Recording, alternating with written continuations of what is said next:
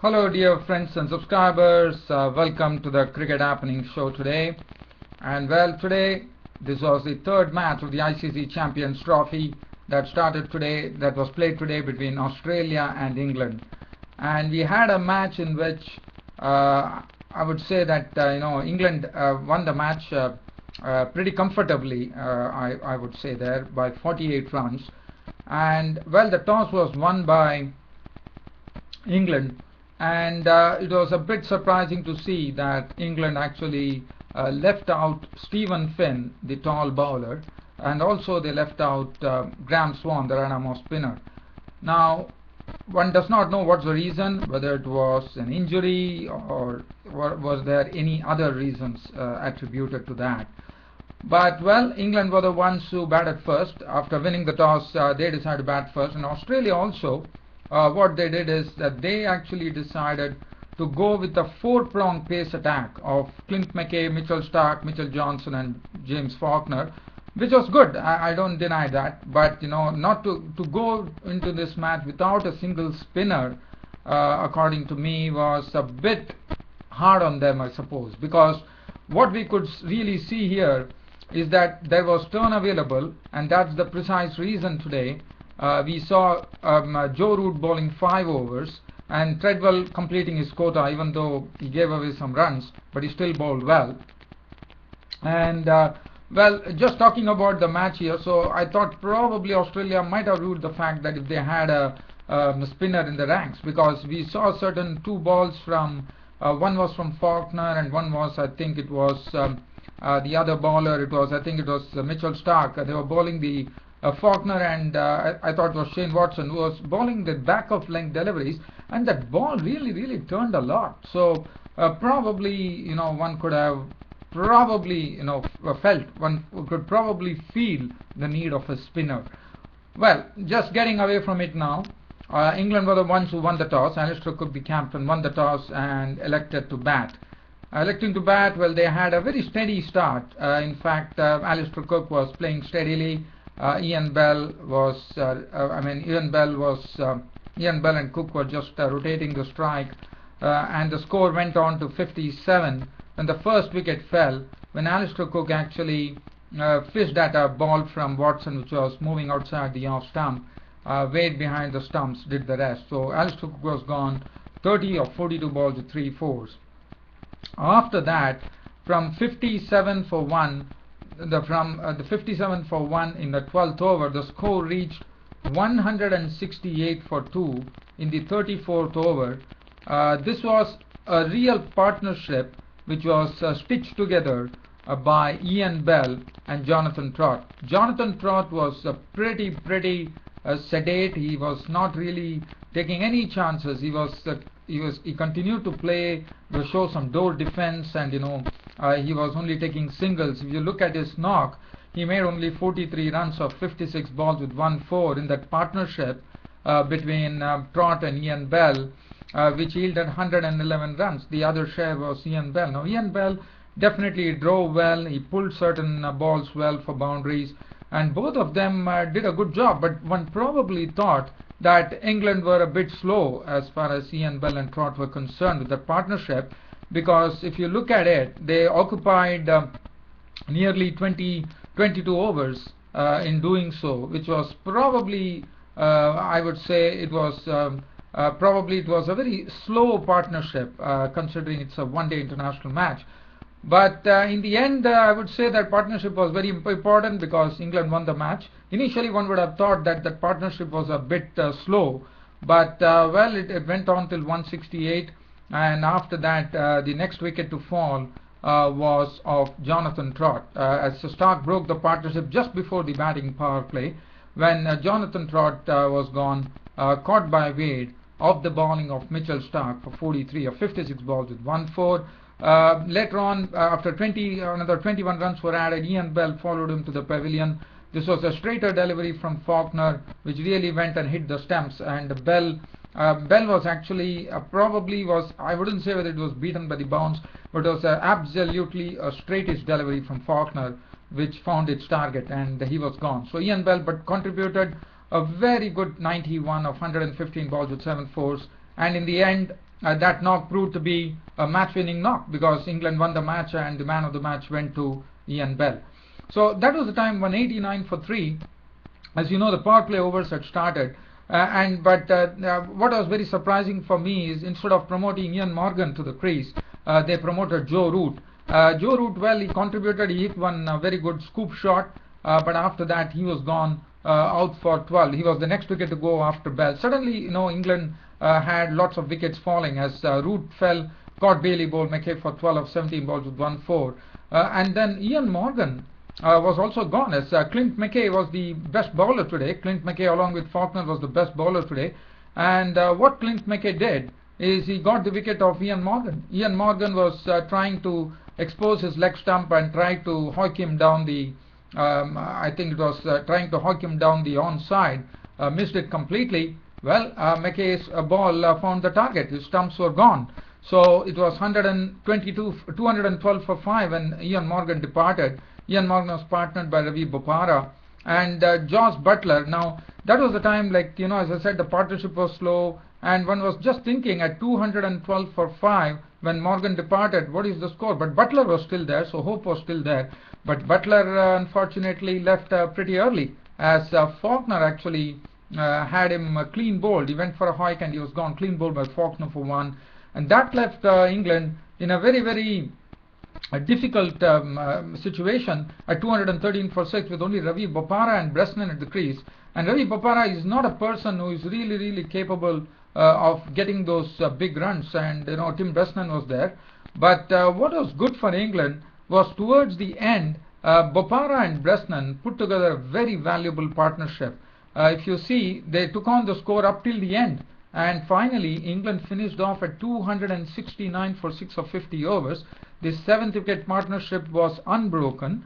The amount of runs they added was very valuable, 56 runs for the 7th wicket, with Ravi Bopara's share being an unbeaten 46 of 37 dealt with 3 fours and one beautifully flick 6 by Ravi Bopara.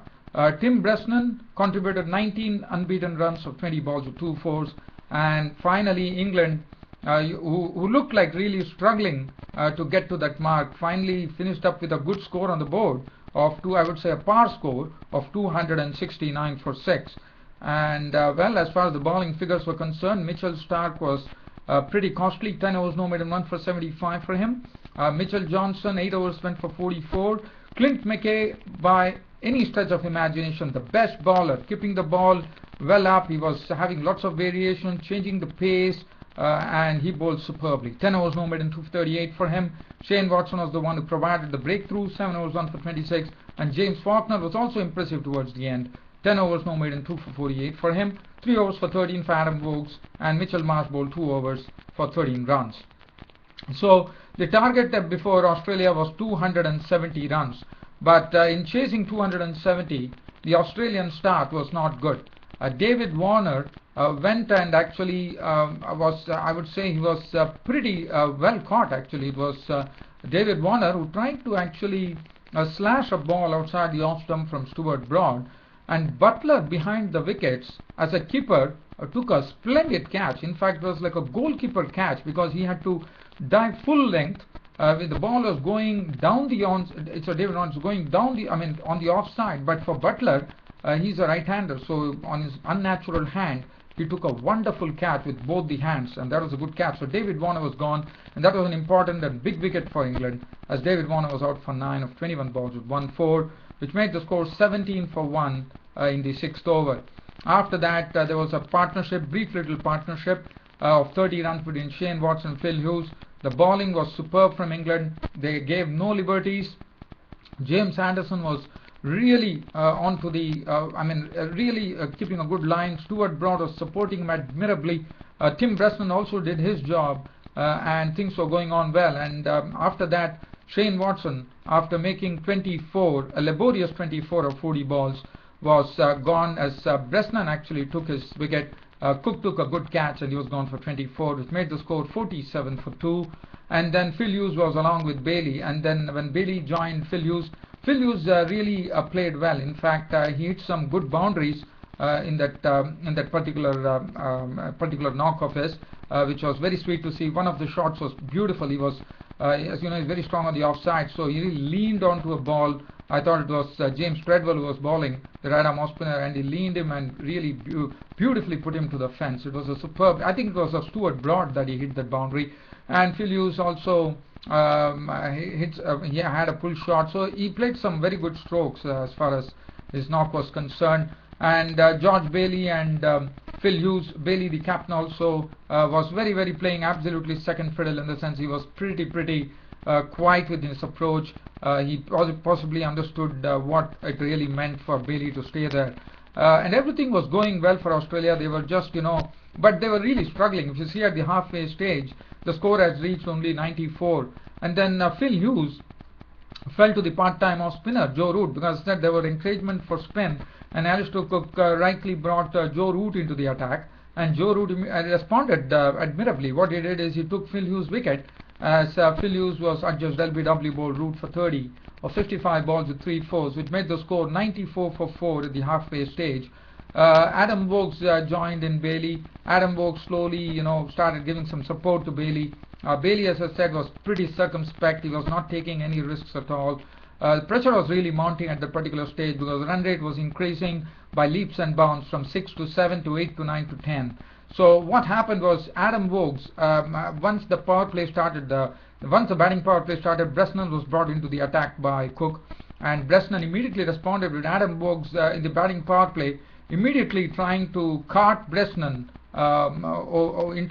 into higher territory. Perez actually missed the line of the ball, and he was clean bowled by Bresnan for 15 of 23 balls with 1 4, which made the score 127 for 4. Mitchell Marsh, the big hitter, joined his captain Bailey, and Mitchell Marsh, he couldn't make only 5 runs. As Anderson, as you know, when the batting power play started, it was Bresnan and Anderson into the attack, and Anderson also responded admirably. What he did is he took the wicket of Mitchell Marsh. It was a good catch taken by, actually Mitchell Marsh had, as I said, the wicket fell in the batting power play, turned to be a sort of a disaster for Australia, because wickets started falling at regular intervals, because as you know, 3 wickets fell in the batting power play with only 16 runs being added. And Mitchell Marsh actually played a good shot on the back foot. There was a short delivery from Anderson. He actually gave himself room and slashed him through the offside. At point, Morgan took a very good catch, and he was gone for 5. And Matthew Wade, after some review and all sorts of stuff, he was gone, as Matthew Wade got an edge to a ball from Anderson. He was gone for 1. So that really increased the pressure on Bailey to get some quick runs, because 136 for 6 in the 36th over. And also one more thing, what George Bailey did, the Australian captain, is he took the batting power play, unlike other teams which has done in the last 2 matches. He took it in the 32nd over, probably realizing that they don't have a lot of batting to come. And with Adam Vokes there, he started taking, but unfortunately the batting power play totally backfired for Australia, and that's what happened. As I said, 3 wickets went and only 16 runs were added in the batting power play. So after that, it was James Faulkner joining Bailey, and then as I said, the run rate was increasing at a pretty rapid rate, and all Bailey could do was to try to hit Bresnan over the top. Not Bresnan, it was Treadwell who was bowling, and he tried to hit Treadwell over the top. Perished as Root took the catch. He was gone for 55 of 69 balls with 2 fours, and then it became increasingly difficult for Australia, because it was James Faulkner along with Mitchell Johnson. But James Faulkner, he couldn't do much. He did his bit, but there was absolutely nothing coming in from the tailenders. Mitchell Johnson was out for 8 to Bopara. Mitchell Starc was bowled by Anderson for 5. I'm sorry. And then the match, it was sort of meandering into a mere formality, where the only good thing that happened for Australia is James Faulkner. As you know, in the IPL, if you remember, in IPL 2013, James Faulkner was absolutely effective with the ball. Today also he was effective with the ball. But one good thing in favor of Australia would be James Faulkner as an all-rounder today really showed why he's an all-rounder by making his highest score in one-day international cricket of getting a 50, and that too in a Champions Trophy. So that would do him, will give him loads of confidence and will do him proud too, even though Australia lost the match. Faulkner was not out on 54. He hit one very good 6. and 5 good boundaries in a knockoff, an unbeaten 54 or 42 balls with 5 fours. Clint McKay was not out on 7, and Australia finished at 221 for 9 of their 50 overs, falling short by 48 runs. A comfortable victory for England in the end.